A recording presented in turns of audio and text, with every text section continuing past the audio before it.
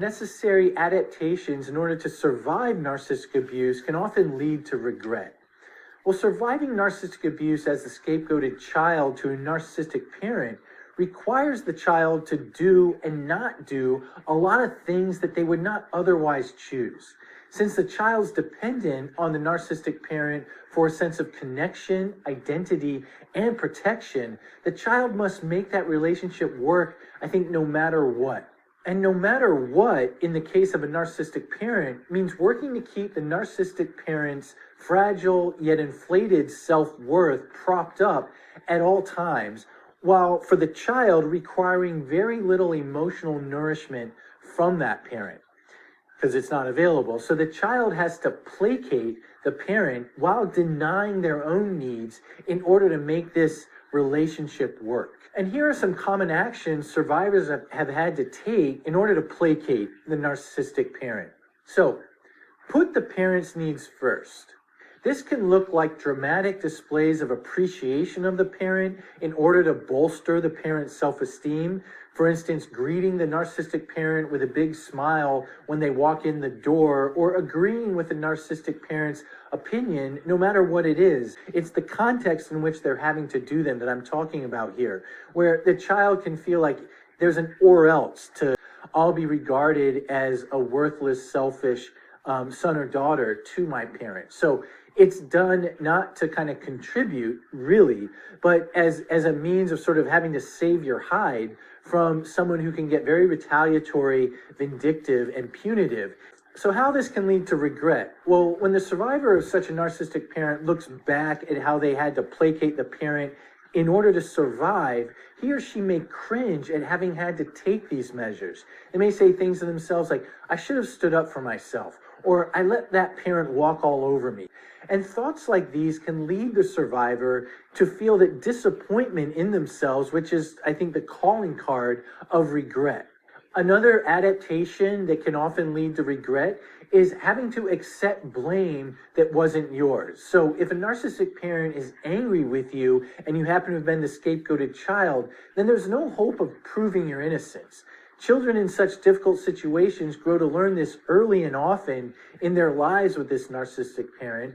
And when the narcissistic parent is met with that parent's own intolerable feelings of defectiveness or undeservedness, that parent has to expunge those feelings onto the scapegoat child. And of course, the parent does this unconsciously and perceives the child to be the undeserving and defective one in their relationship. From there, the narcissistic parent can easily berate, deride, and devalue the child as the one who deserves such ill will or contempt.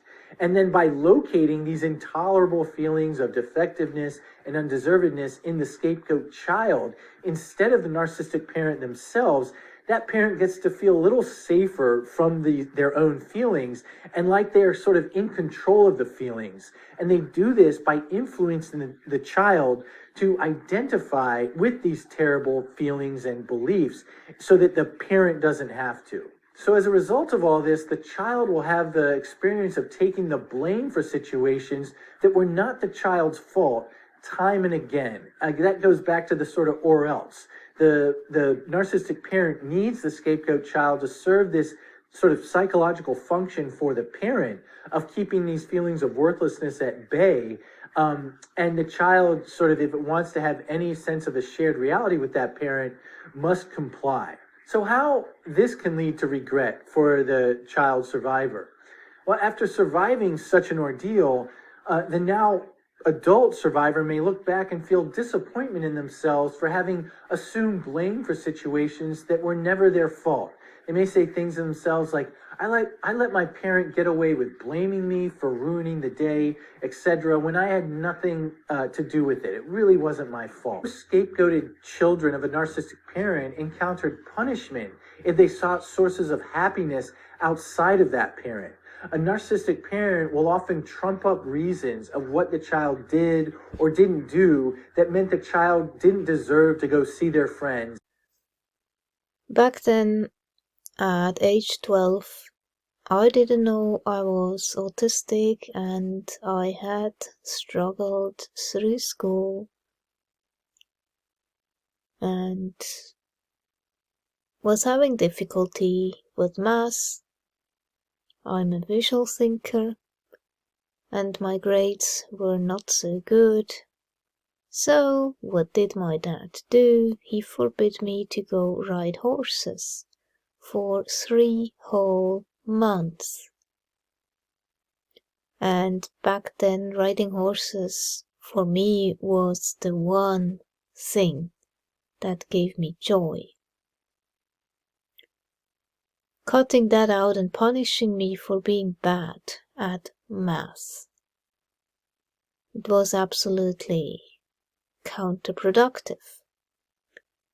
And age 12 was really a nightmare year for me. My dad sent me to a Czech summer camp also, instead of letting me help out at the stables looking after horses, which I loved to do and was really good at. As an autistic, I bonded more to horses or animals in general. And sending me to a summer camp, which was a foreign environment, and there were so many kids from age, I think, first graders and teenagers, age 15, 16. It was like a punishment. Kids make so much noise. And the dining hall, it was such a mess. It was so loud. I really hated it. And I was shy on top of being autistic. So that was really one of the worst things my dad ever forced me to do. And I begged my dad not to send me to this camp. But he forced me against my will. So it was traumatic. And I ended up getting sick and staying in the hotel room by myself, reading books. Yeah, so my dad had this weird obsession of continuously forcing me to be social in his way. And back then, that was 1986, so there was no internet. And this didn't turn out so well because I felt like a failure, not being able to socialize like that. So then after that, we went to Spain in autumn as usual. And I had to drag a friend with me for 2 weeks so that I would socialize. And then instead, on the beach, we picked up a stray dog, and he was really starved. He was not looking so well, so we fed that dog. And I bonded to him, like instantly, and he slept at my bed. And I really wanted to take him back to Switzerland and begged my parents to do that, and they refused. And that broke my heart. I sobbed my heart out on the 14-hour drive home. I was so sad leaving this beautiful dog behind. I still have this old picture. This is Tassilo. Ah, what a kind-hearted, gentle dog he was, very playful. And I am so glad that we met, at least for this brief time. And luckily the apartment owner who rented out these apartments to people, he found a family for the dog, so at least the dog was not left on the street again, but he really found a nice home. So at least that was a good thing. So many times I begged my dad to please have a pet, and then the only thing I got were fish. And then, the poor fish, they got sick because that water pump didn't work properly. It made some noise and it just didn't clean the water as it should have. And I felt guilty for that the fish got sick, but then my dad flushed them down the toilet. And it really also made me so sad. I felt sorry for the poor fish.